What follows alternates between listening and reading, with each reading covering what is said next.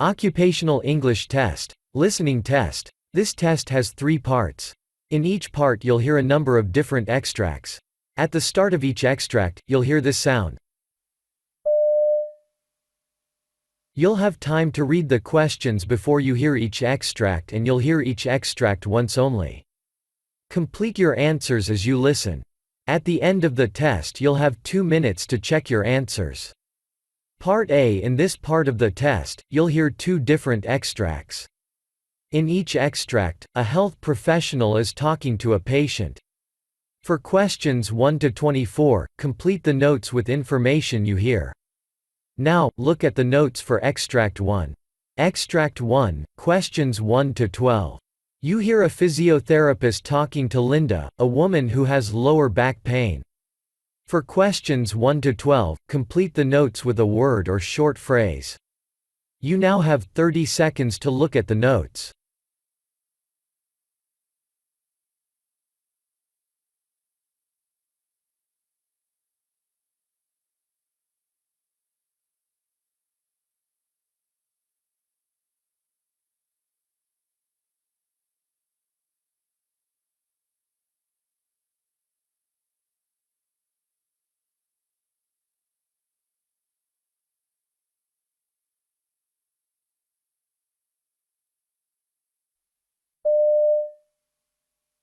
Hi there, Linda. My name is Sia, and I am one of the physiotherapists here. Hi Sia. How could I help you today?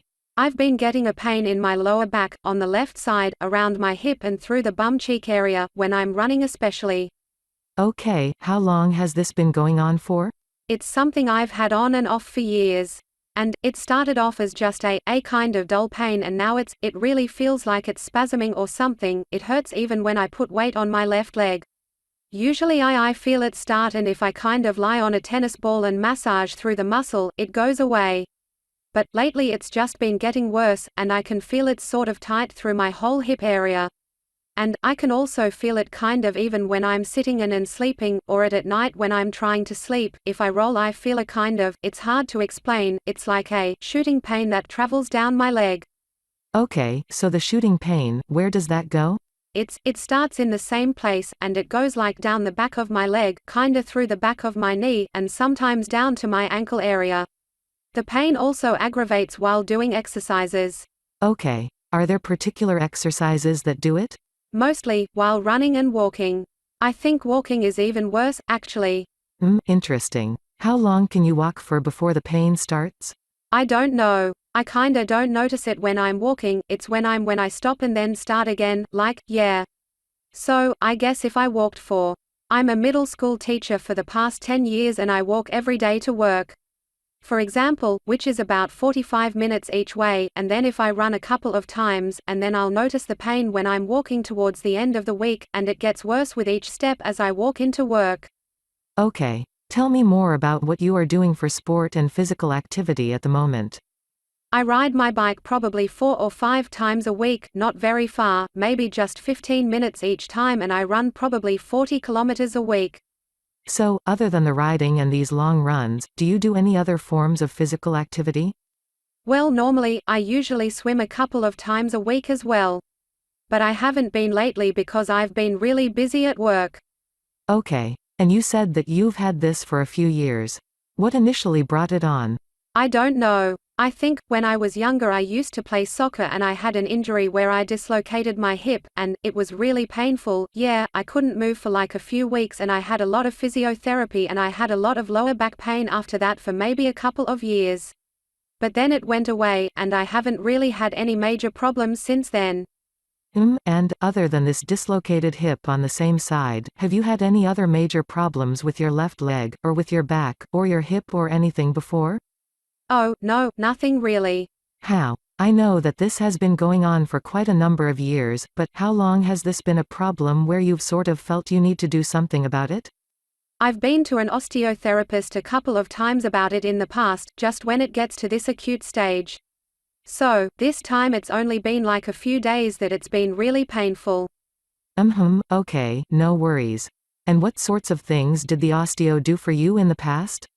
It was mostly putting pressure through that area, like massage, and then, think she used to just like poke her elbow into my left hip and hold weight there for ages until the spasming stopped. Okay, no worries. How did you find the effectiveness of that? It relieved it. So, basically what normally happens is it's still quite sore for a couple of days after I have treatment, but it doesn't feel so tight. And I usually have to rest off it. Yeah, for at least a few days, and then it's gone. Or maybe it's still there a little bit, but it's not like, doesn't get aggravated, and then it just drifts away. Has your osteo given you any exercises in the past for this problem? I do like a stretch where I kneel down and stretch through my front like hip flex area, and another one where I cross my leg, kind of on an angle like that, across my knee, and stretch through there, and I can feel that through my bum cheeks. Oh, good. Have you found anything else that helps the pain go away? Not really. I mean, if it feels really bad I can take maybe a Nurofen or something and it makes it better, feel a bit better, but no other sort of exercise or stretching.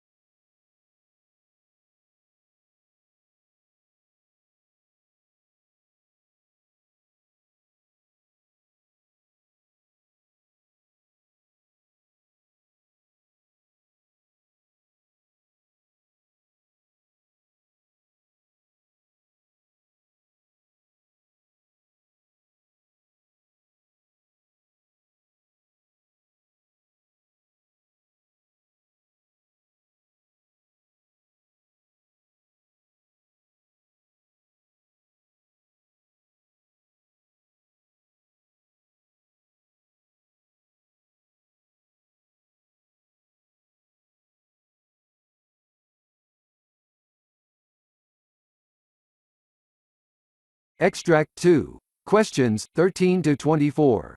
You hear a general practitioner talking to a patient called Xavier Murphy.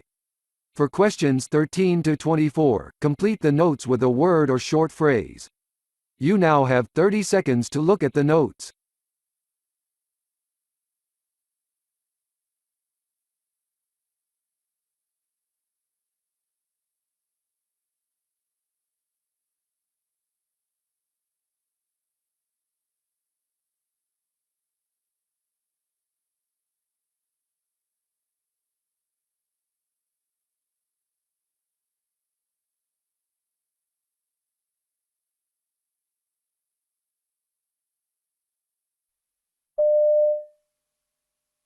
Good morning, Xavier. Come on in, and take a seat. My name is Anna Malcolm. Oh, hello doctor. Well, can you tell me what's brought you here today? Well, to be honest, I haven't been feeling well for the past week or so. That's no good. What sort of symptoms have you had? I have had a fever for a few days and I have been feeling a little bit nauseous. It comes on worse in the afternoons as well. Okay, and with the nausea, has sort of ended up with vomiting? Yeah, I did vomit actually, both yesterday morning and this morning. That's one of the reasons I thought I'd better come and see you. And, are you taking anything for that? Things like Panadol? No, I haven't. I've just been trying to tough it out. Okay, and, what about your eating habits? Have you noticed any change to your appetite? Yeah, well, I don't seem to be as hungry. I haven't been able to complete my meals without feeling a bit sick. Right. And, what about any other aches, or pains generally? I am feeling a little bit tired. And, I've had pain in my joints. I've been a little bit stiff in the mornings. Okay, have you noticed any other sort of changes, such as yellowish skin or in the whites of your eyes? Well, I didn't, but my wife commented this morning that she thought my skin had turned a bit yellowish. Right. What about the color of your urine? Any changes there? Now you mention it. I do think it's become darker in color. Now, Xavier, I would just like to get some background details before we go any further. Are you married? Yes, I am. I've got 2 children, my son is 7 and daughter is 10. Oh, lovely. And what about your employment? What sort of work do you do? I'm an electrician, by trade. I work on building sites, and the company I'm currently work for now, has quite a few overseas projects. So, I do go overseas quite a bit with my work. Okay. And whereabouts have you worked recently? Well, this year, I've been to Dubai. And, I've just came from there about 10 days ago. I see. And just tell me a little more about your general health. Pretty fine, I think. I eat healthily. I haven't had any complaints. And do you smoke at all? Yes, I do smoke. But I'm trying to keep it under control, but suppose I smoke about 10 cigarettes a day. And what about alcohol? I have a couple of beers, most days. My wife and I are trying to be responsible. And, have a couple of alcohol-free days each week. That's an excellent idea. That's very good. And now, just to go on to your family history, what about your parents? Are they in good health? Yes, they're both in quite good health. My father, he retired a couple of years ago. But, he's fine. And, my mother. She's well, she does have high blood pressure. And, she does take medication for that, I believe. I see. And, do you have any brothers or sisters? Yeah, I've got 3 sisters, and, they're all well.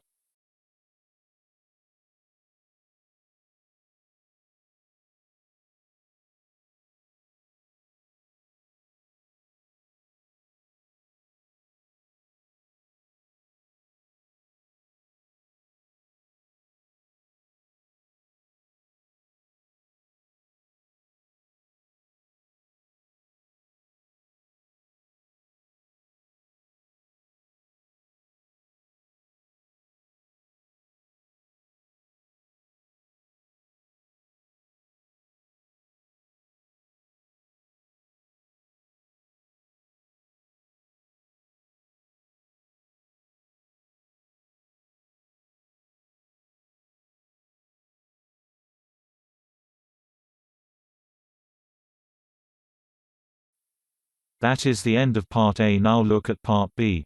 Part B. In this part of the test, you'll hear 6 different extracts. In each extract, you'll hear people talking in a different healthcare setting. For questions 25 to 30, choose the answer A, B or C which fits best according to what you hear. You'll have time to read each question before you listen. Complete your answers as you listen. Now look at question 25. Now look at Now you will hear a talk about ambulatory nursing care. Ambulatory nursing care requires critical reasoning and astute clinical judgment in order to expedite appropriate care and treatment, especially given that the patient may present with complex problems or potentially life-threatening conditions. Ambulatory care registered nurses provide care across the lifespan to individuals, families, caregivers, groups, populations, and communities. Ambulatory care nursing occurs across the continuum of care in a variety of settings, which include but are not limited to hospital-based clinic centers, solo or group medical practices, ambulatory surgery and diagnostic procedures centers, telehealth service environment, university and community hospital clinics, military and veterans administration settings, nurse-managed clinics, managed care organizations, colleges and educational institutions, freestanding community facilities, care coordination organizations, and patient homes. Ambulatory care registered nurses interact with patients during face-to-face encounters or through a variety of telecommunication strategies, often establishing long-term relationships. Telehealth nursing is an integral component of professional ambulatory care nursing that utilizes a variety of telecommunications technologies during encounters to assess, triage, provide nurse. Now you will hear about cleaning patient care equipment. Cleaning is the act of removing visible organic residue, e.g., blood and tissue, and inorganic salts from patient care equipment, and preparing it for safe handling and further decontamination. Cleaning should be accomplished using water with detergents or enzymatic products that are capable of removing visible organic and inorganic residues. In home care, cleaning is done manually with friction, i.e., rubbing or scrubbing the soiled item by hand with a cloth to remove soil, and fluidics, i.e., Using a detergent or enzymatic product with water, a technical way of describing the process of cleaning by the good old soap and water method. Another cleaning method is mechanical cleaning, and can be accomplished through a washer disinfector, e.g., dishwasher. Patient care equipment must be thoroughly cleaned before it can be disinfected. This includes getting into the nooks and crannies, i.e., in crevices, serrations, joints, and lumens of instruments, devices, or equipment. Patient care equipment should be cleaned as soon as practical after use in the home. Before cleaning, inspect the equipment's surfaces for cracks or breaks in integrity that would impair either the cleaning or disinfection process, and throw out or repair any equipment that cannot be properly cleaned and disinfected. Decontamination is the use of physical or chemical means to remove, inactivate, or destroy pathogens on a surface or item to prevent transmission of infectious agents and render the item or surface safe for handling, use, or disposal. OSHA, 1991. Now you will hear about nasal foreign body removal. Nasal foreign bodies are a commonly encountered problem in acute practice. Personal experience and previous studies have shown that they occur predominantly in children between 2 to 5 years old. Children under the age of 5 years have difficulty in nose blowing. Treating this age group of children is challenging, first because of their natural fear of the unknown, and second as they are difficult to restrain. Their unwillingness to cooperate is often exacerbated by previous painful attempts to remove foreign bodies by either parents or other medical professionals. Various methods for foreign body removal have been described, such as using a wax hook, old Eustachian tube catheter, Foley and Fogarty catheters, cupped forceps, hemostats, wiry ear loops, and cyanoacrylate glue. All these methods are invasive, can cause trauma to the nasal mucosa, and have the potential risk of further displacing the foreign body with possible aspiration. Several positive pressure techniques have also been described, e.g. using bag valve mask apparatus, oxygen tubing attached to the unoccluded nostril, but none have been widely accepted for regular use. These maneuvers aim to build up positive pressure behind the foreign body, which would then force it out of the nostril. The parent's kisses is a unique method which works on the same principle, but does not require the child to be restrained, and can be performed by the parent without any physical contact from the attending doctor. The technique was first described by Tiber in 1965 and involves the parent exhaling whilst kissing their child and occluding the unaffected nostril. During this procedure, the glottis is closed, so there is little risk of barotrauma, as with other positive pressure techniques. Moreover, the pressure used is low. It would be comparable to that generated during sneezing, which is about 60 mmHg. The aim of this study was to evaluate the effectiveness of the parents' kisses for removal of nasal foreign bodies in children, and to determine if this technique reduces the number of children requiring general anesthesia. Now you will hear about vaccination.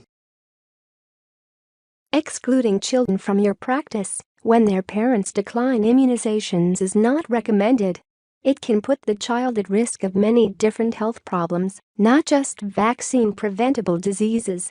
Remember, unvaccinated infants did not decide for themselves to remain unvaccinated. They need your care.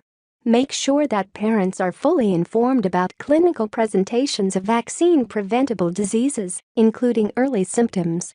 Diseases like pertussis and measles are highly contagious and may present early as a nonspecific respiratory illness. Parents who refuse vaccines should be reminded at every visit to call before bringing the child into the office, clinic, or emergency department when the child is ill, so appropriate measures can be taken to protect others. When scheduling an office visit for an ill child who has not received vaccines, take all possible precautions to prevent contact with other patients, especially those too young to be fully vaccinated and those who have weakened immune systems. If a parent refuses to vaccinate, you can share the fact sheet. If you choose not to vaccinate your child, understand the risks and responsibilities, which explains the risks involved with this decision, including risks to other members of their community and the additional responsibilities for parents, including the fact that, when their child is ill, they should always alert healthcare personnel to their child's vaccination status to prevent the possible spread of vaccine-preventable diseases. You also can tell the parent that you would like to continue the dialogue about vaccines during the next visit, and then make sure to do so. You may wish to have them sign a refusal to vaccinate form each time a vaccine is refused, so that you have a record of their refusal in their child's medical file. Now you will hear a nurse talking about the role of nurse in wound care. A nurse who recognizes the early signs of skin disruption can help keep a small problem from turning into a big one. To recognize wounds early, nurses must understand where patients have the highest chance of developing a wound and check that area daily. Diabetics, for example, often develop wounds on their feet because of poor circulation and nerve damage. The elderly and debilitated often develop pressure ulcers, open areas on the skin that develop from lying in one position for too long. Some wounds, such as surgical incisions, are inevitable, but complications such as infection are not. Other wounds, like pressure ulcers, are preventable with good nursing care. Nurses can decrease wound complications by being proactive about prevention. They can frequently turn patients and examine common wound sites, such as the back and the hip bones. Scrupulous handling and care of wounds helps prevent contamination and possible infection. Good nutrition also helps wounds heal. Education, always a big part of nursing care, teaches patients and families how to avoid complications from wounds. Now you will hear about the usage of peak flow meter. A peak flow meter is a small device that helps you check how well your asthma is controlled. Peak flow meters are most helpful if you have moderate to severe persistent asthma. Measuring your peak flow can tell you and your healthcare provider how well you blow air out of your lungs. If your airways are narrowed and blocked due to asthma, your peak flow values drop. You can check your peak flow at home. Here are the basic steps. Move the marker to the bottom of the numbered scale. Stand up straight. Take a deep breath. Fill your lungs all the way. Hold your breath while you place mouthpiece in your mouth, between your teeth. Close your lips around it. Do not put your tongue against or inside the hole. Blow out as hard and fast as you can in a single blow. Your first burst of air is the most important, so blowing for a longer time will not affect your result. Write down the number you get. But if you coughed or did not do the steps right, do not write down the number. Instead, do the steps over again. Move the marker back to the bottom and repeat all these steps 2 more times. The highest of the 3 numbers is your peak flow number. Write it down in your log chart. Many children under age 5 cannot use a peak flow meter very well, but some are able to. Start using peak flow meters before age 5 to get your child used to them.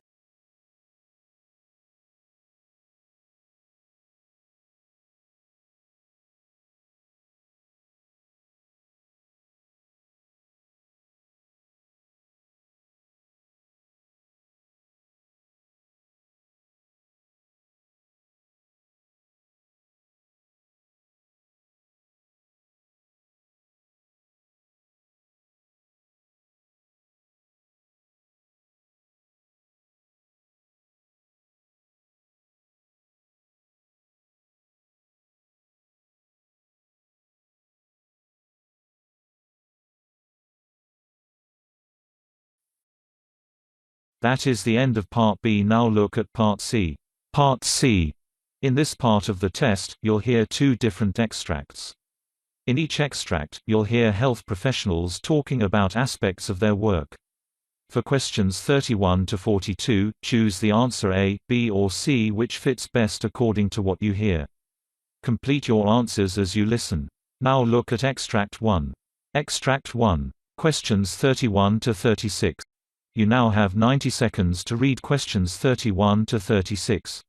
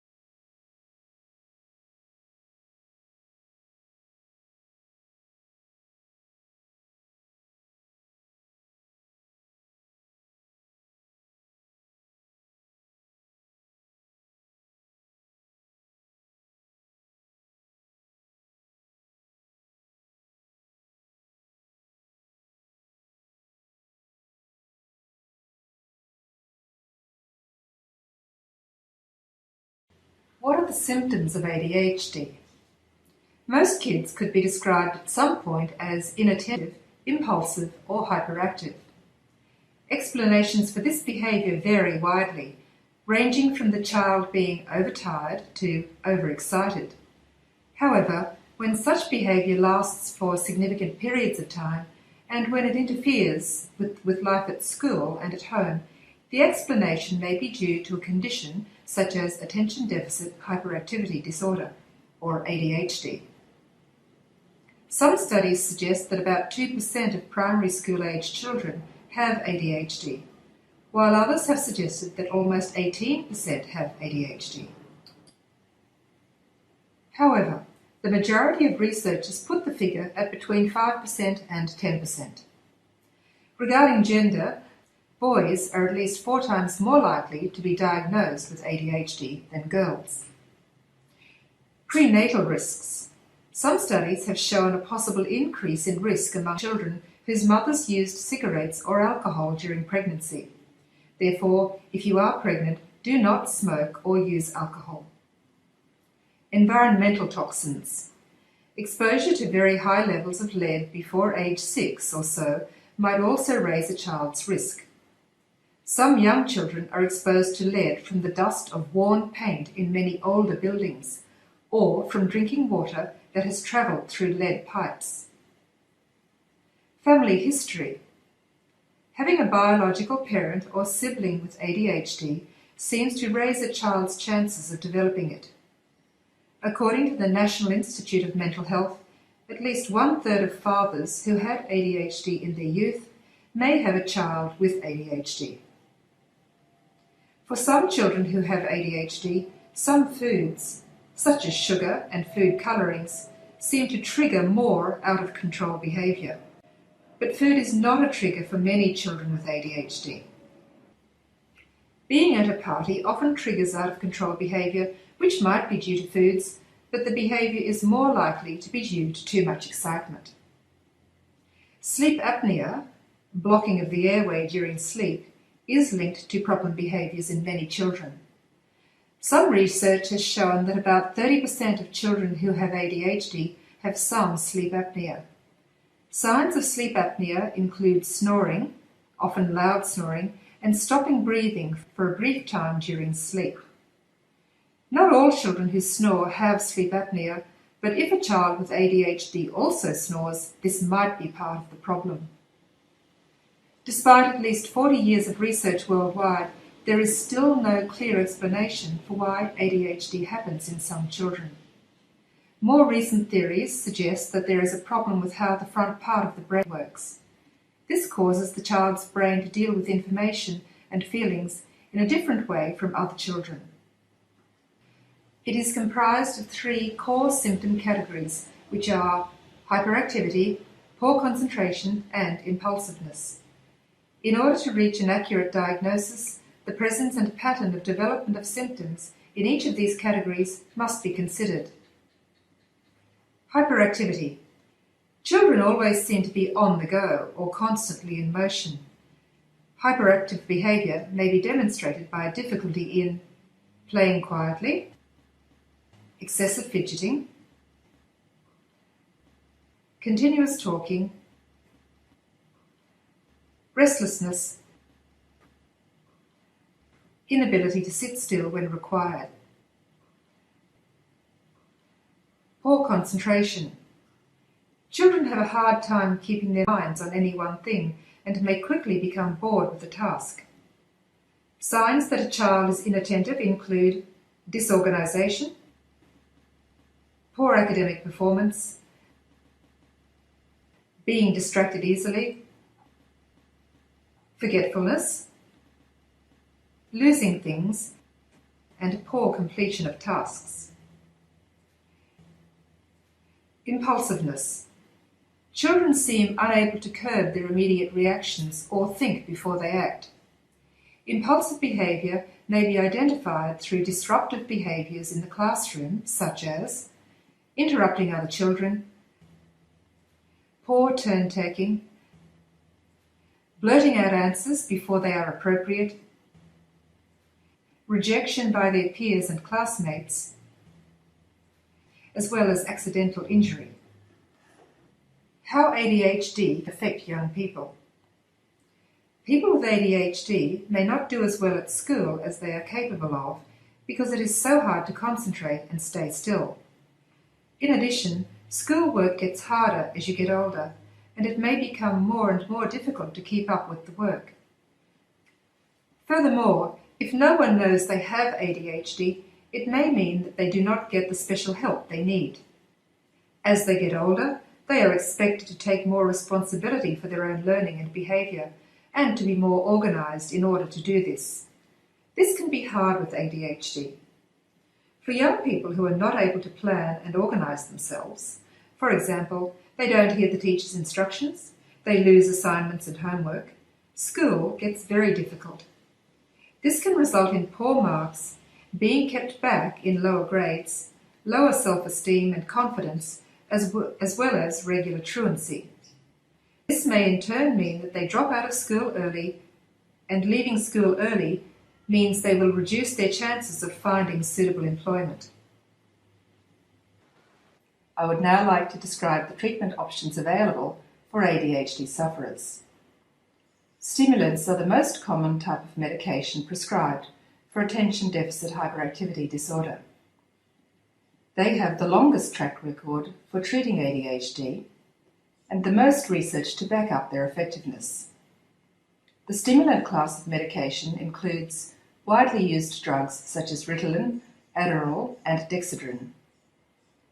Stimulants are believed to work by increasing dopamine levels in the brain. Dopamine is a neurotransmitter associated with motivation, pleasure, attention, and movement. For many people with ADHD, stimulant medications boost concentration and focus while reducing hyperactive and impulsive behaviours. Stimulants for ADHD come in both short and long-acting dosages. Short-acting stimulants peak after several hours and must be taken 2 to 3 times a day. Long-acting or extended-release stimulants last 8 to 12 hours and are usually taken just once a day. The long-acting versions of ADHD medication are often preferred, since people with ADHD often have trouble remembering to take their pills. Taking just 1 dose a day is much easier and more convenient. As with all medications, there are side effects, and the most common side effects of stimulants for ADHD are difficulty sleeping, loss of appetite, headaches, upset stomach, irritability, depression, mood swings, racing heartbeat, dizziness. ADHD stimulant safety concerns. Beyond the potential side effects, there are a number of safety concerns associated with the stimulant medications for ADHD. Effect on the developing brain. The long-term impact of ADHD medication on the youthful developing brain is not yet known. Some researchers are concerned that the use of drugs such as Ritalin in children and teenagers might interfere with normal brain development. Heart-related problems. ADHD stimulant medications have been found to cause sudden death in children and adults with heart conditions. The Heart Association recommends that all individuals, including children, have a cardiac evaluation prior to starting a stimulant. An electrocardiogram is recommended if the person has a history of heart problems. Psychiatric problems. Stimulants for ADHD can trigger or exacerbate symptoms of hostility, aggression, anxiety, depression, and paranoia. People with a personal or family history of suicide, depression, or bipolar disorder are at particularly high risk and should be carefully monitored when taking stimulants. Potential for abuse. Stimulant abuse is a growing problem, particularly among teens and young adults. University students take them for a boost when cramming for exams or pulling all-nighters. Others abuse stimulant medications for their weight loss properties. The important diet.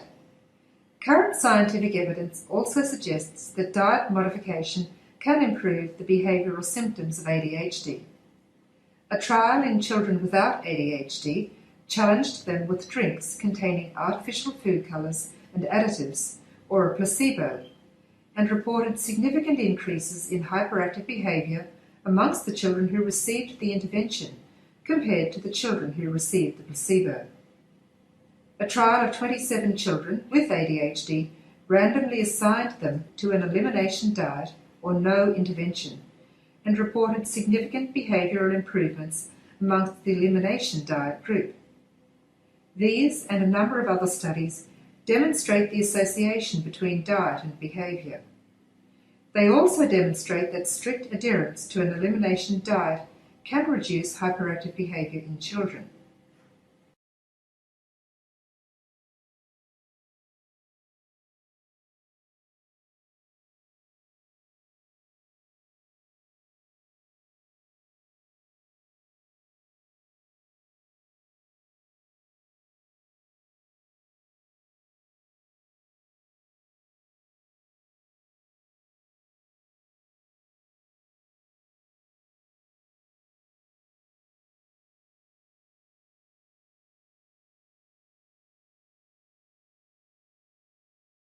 Now look at Extract 2. Extract 2. Questions 37 to 42. You now have 90 seconds to read questions 37 to 42.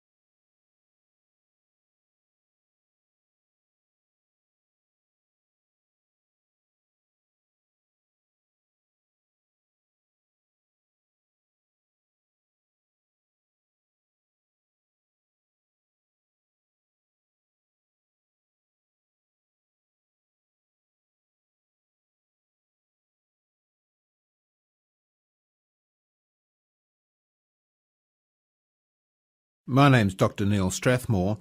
I'm a cardiologist, and today I'm going to talk about cardiac investigations and try and tell you which test is right for which patient. Patients who present with heart problems present with a variety of symptoms, such as chest pain, shortness of breath, palpitations, syncope and edema.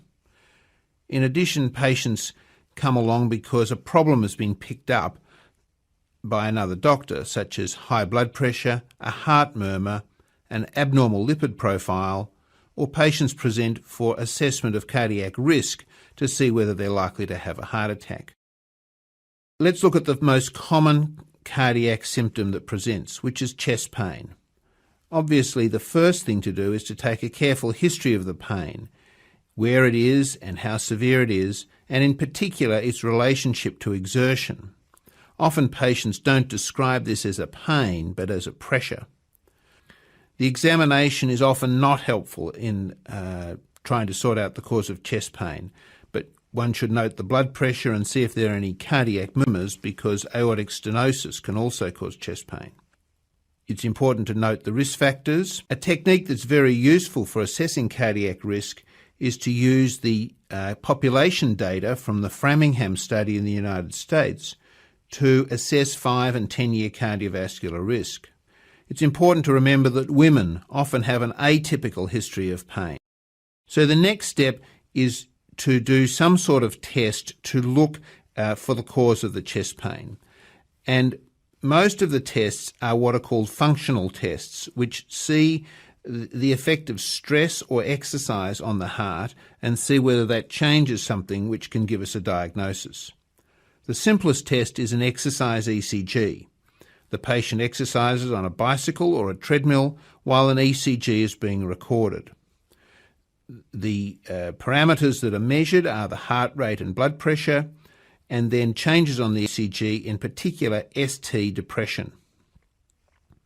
ST depression occurs because ischemia occurs during exercise.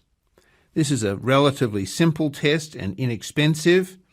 The main problem is that its sensitivity and specificity are probably only of the order of 70 to 80% and seem to be a lot lower in women.